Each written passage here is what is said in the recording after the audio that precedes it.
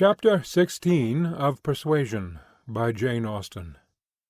This recording is in the public domain. There was one point which Anne, on returning to her family, would have been more thankful to ascertain even than Mr. Elliot's being in love with Elizabeth, which was her husband's not being in love with Mrs. Clay; and she was very far from easy about it when she had been at home a few hours. On going down to breakfast the next morning, she found there had just been a decent pretence on the ladies' side of meaning to leave them. She could imagine Miss Clay to have said that now Miss Anne was come, she could not suppose herself at all wanted, for Elizabeth was replying in a sort of whisper. "That must not be any reason, indeed. I assure you I feel it none. She is nothing to me compared to you." And she was in full time to hear her father say, "My dear madam, this must not be. As yet you have seen nothing of Bath. You have been here only to be useful. You must not run away from us now. You must stay to be acquainted with Mrs. Wallace, the beautiful Mrs. Wallace. To your fine mind, I well know the sight of beauty is a real gratification."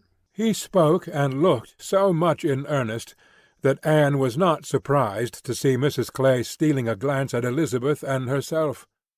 Her countenance, perhaps, might express some watchfulness, but the praise of the fine mind did not appear to excite a thought in her sister. The lady could not but yield to such joint entreaties, and promised to stay. In the course of the same morning, Anne and her father chancing to be alone together, he began to compliment her on her improved looks. He thought her less thin in her person, in her cheeks. Her skin, her complexion greatly improved, clearer, fresher. Had she been using anything in particular? No, nothing. "Merely Gowland?" he supposed. No, nothing at all. "Ha!" He was surprised at that, and added, "Certainly you cannot do better than to continue as you are. You cannot be better than well. Or I should recommend Gowland, the constant use of Gowland during the spring months. Mrs. Clay has been using it at my recommendation, and you see what it has done for her. You see how it has carried away her freckles." If Elizabeth could but have heard this! Such personal praise might have struck her, especially as it did not appear to Anne that the freckles were at all lessened. But everything must take its chance. The evil of a marriage would be much diminished if Elizabeth were also to marry. As for herself, she might always command a home with Lady Russell. Lady Russell's composed mind and polite manners were put to some trial on this point in her intercourse in Camden Place. The sight of Mrs. Clay in such favour, and of Anne so overlooked, was a perpetual provocation to her there, and vexed her as much when she was away, as a person in Bath who drinks the water, gets all the new publications, and has a very large acquaintance, has time to be vexed. As Mr. Elliot became known to her, she grew more charitable or more indifferent towards the others. His manners were an immediate recommendation, and on conversing with him she found the solid so fully supporting the superficial that she was, at first, as she told Anne, almost ready to exclaim, "Can this be Mr. Elliot?" and could not seriously picture to herself a more agreeable or estimable man. Everything united in him. Good understanding, correct opinions, knowledge of the world, and a warm heart. He had strong feelings of family attachment and family honour, without pride or weakness. He lived with the liberality of a man of fortune, without display. He judged for himself in everything essential, without defying public opinion in any point of worldly decorum. He was steady, observant, moderate, candid, never run away with by spirits or by selfishness, which fancied itself strong feeling, and yet with a sensibility to what was amiable and lovely, and a value for all the felicities of domestic life, which characters of fancied enthusiasm and violent agitation seldom really possess. She was sure that he had not been happy in marriage. Colonel Wallis said it, and Lady Russell saw it. But it had been no unhappiness to sour his mind, nor, she began pretty soon to suspect, to prevent his thinking of a second choice. Her satisfaction in Mr. Elliot outweighed all the plague of Mrs. Clay. It was now some years since Anne had begun to learn that she and her excellent friend could sometimes think differently, and it did not surprise her, therefore, that Lady Russell should see nothing suspicious or inconsistent, nothing to require more motives than appeared, in Mr. Elliot's great desire of a reconciliation. In Lady Russell's view, it was perfectly natural that Mr. Elliot, at a mature time of life, should feel it a most desirable object, and what would very generally recommend him among all sensible people, to be on good terms with the head of his family. The simplest process in the world of time upon a head naturally clear, and only erring in the heyday of youth. Anne presumed, however, still to smile about it, and at last to mention Elizabeth. Lady Russell listened, and looked, and made only this cautious reply. Elizabeth. Very well. Time will explain. It was a reference to the future, which Anne, after a little observation, felt she must submit to. She could determine nothing at present. In that house Elizabeth must be first, and she was in the habit of such general observant as Miss Elliot, that any particularity of attention seemed almost impossible. Mr. Elliot, too, it must be remembered, had not been a widower 7 months. A little delay on his side might be very excusable. In fact, Anne could never see the crape round his hat without fearing that she was the inexcusable one in attributing to him such imaginations, for though his marriage had not been very happy, still it had existed so many years that she could not comprehend a very rapid recovery from the awful impression of its being dissolved. However it might end, he was without any question the pleasantest acquaintance in Bath. She saw nobody equal to him, and it was a great indulgence now and then to talk to him about Lyme, which he seemed to have as lively a wish to see again and to see more of as herself. They went through the particulars of their first meeting a great many times. He gave her to understand that he had looked at her with some earnestness. She knew it well, and she remembered another person's look also. They did not always think alike. His value of rank and connection she perceived as greater than hers. It was not merely complaisance. It must be a liking to the cause which made him enter warmly into her father and sister's solicitudes on a subject which she thought unworthy to excite them. The Bath paper one morning announced the arrival of the Dowager Viscountess Dalrymple, and her daughter, the Honourable Miss Carteret, and all the comfort of Camden Place was swept away for many days, for the Dalrymples, in Anne's opinion most unfortunately, were cousins of the Elliots, and the agony was how to introduce themselves properly. Anne had never seen her father and sister before in contact with nobility, and she must acknowledge herself disappointed. She had hoped better things from their high ideas of their own situation in life, and was reduced to form a wish which she had never foreseen, a wish that they had more pride. For our cousins, Lady Dalrymple and Miss Carteret. Our cousins, the Dalrymples, sounded in her ears all day long.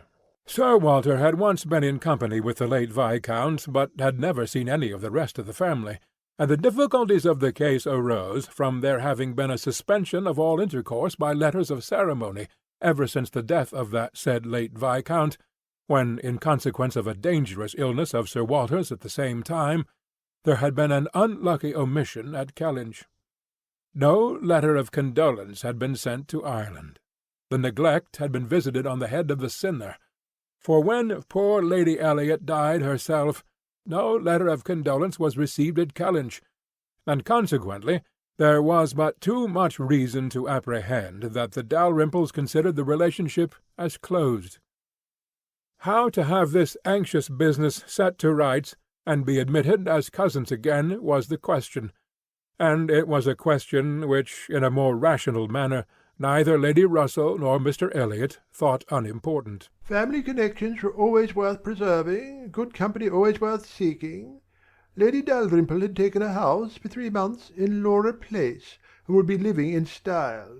She had been at Bath the year before, and Lady Russell had heard her spoken of as a charming woman. It was very desirable that the connection be renewed. if it could be done without any compromise of propriety on the side of the Elliots.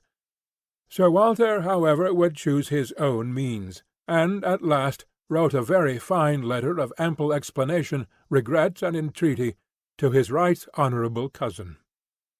Neither Lady Russell nor Mr. Elliot could admire the letter, but it did all that was wanted in bringing 3 lines of scrawl from the Dowager Viscountess. The toils of the business were over. The sweets began. They visited in Laura Place. They had the cards of Dowager Viscountess Dalrymple and the Honourable Miss Carteret, to be arranged wherever they might be most visible, and Our cousins in Laura Place. Our cousin, Lady Dalrymple, and Miss Carteret. were talked of to everybody. Anne was ashamed. Had Lady Dalrymple and her daughter even been very agreeable, she would still have been ashamed of the agitation they created.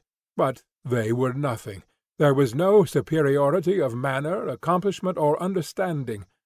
Lady Dalrymple had acquired the name of A charming woman. because she had a smile and a civil answer for everybody.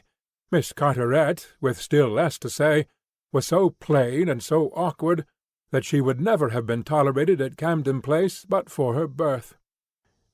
Lady Russell confessed she had expected something better, but yet, It was an acquaintance worth having. and when Anne ventured to speak her own opinion of them to Mr. Elliot, he agreed to their being nothing in themselves, but still maintained that as a family connection, as good company, as those who would collect good company around them, they had their value. Anne smiled and said, My idea of good company, Mr. Elliot, is the company of clever, well-informed people who have a great deal of conversation. That is what I call good company. You are mistaken. said he gently. That is not good company. That is the best. Good company requires only birth, education, and manners, and with regard to education it is not very nice. Birth and good manners are essential, but a little learning is by no means a dangerous thing in good company. On the contrary, it will do very well. My cousin Anne shakes her head. She is not satisfied. She is fastidious. My dear cousin, Sitting down by her, you have a better right to be fastidious than almost any other woman I know. But will it answer? Will it make you happy? Will it not be wiser to accept the society of those good ladies in Laura Place, and enjoy all the advantages of the connection as far as possible? You may depend upon it that they will move in the first set in Bath this winter, and as rank is rank, your being known to be related to them will have its use in fixing your family, our family, let me say, in that degree of consideration which we must all wish for. Yes, sighed Anne. we shall indeed be known to be related to them. Then, recollecting herself, and not wishing to be answered, she added, I certainly do think there has been by far too much trouble taken to procure the acquaintance. I suppose smiling, I have more pride than any of you, but I confess it does vex me that we should be so solicitous to have the relationship acknowledged, which we may be very sure is a matter of perfect indifference to them. Pardon me, dear cousin, you are unjust in your own claims. In London, perhaps, in your present quiet style of living, it might be as you say, but in Bath, Sir Walter Elliot and his family will always be worth knowing, always acceptable as acquaintance. Well, said Anne. I certainly am proud. Too proud to enjoy a welcome which depends so entirely upon place. I love your indignation, said he. It is very natural. But here you are in Bath, and the object is to be established here with all the credit and dignity which ought to belong to Sir Walter Elliot. You talk of being proud. I am called proud, I know, and I shall not wish to believe myself otherwise, for our pride, if investigated, would have the same object, I have no doubt, though the kind may seem a little different. In one point I am sure, my dear cousin, He continued, speaking lower, though there was no one else in the room. In one point I am sure we must feel alike. We must feel that every addition to your father's society among his equals or superiors may be of use in diverting his thoughts from those who are beneath him. He looked as he spoke to the seat which Mrs. Clay had been lately occupying, a sufficient explanation of what he particularly meant, and though Anne could not believe in their having the same sort of pride, she was pleased with him for not liking Mrs. Clay, and her conscience admitted that his wishing to promote her father's getting great acquaintance was more than excusable in the view of defeating her. End of Chapter 16 of Persuasion, by Jane Austen.